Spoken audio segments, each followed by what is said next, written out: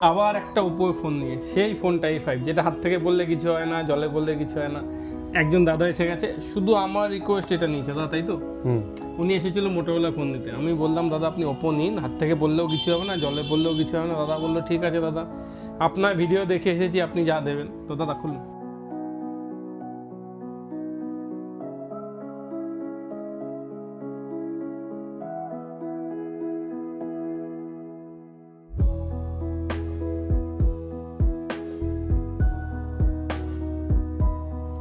তো বন্ধুরা, সেই ফোনটা কিন্তু, হ্যাঁ, এটা কিন্তু হাত থেকে বললে কিছু হবে না। সামনেটা দেখান।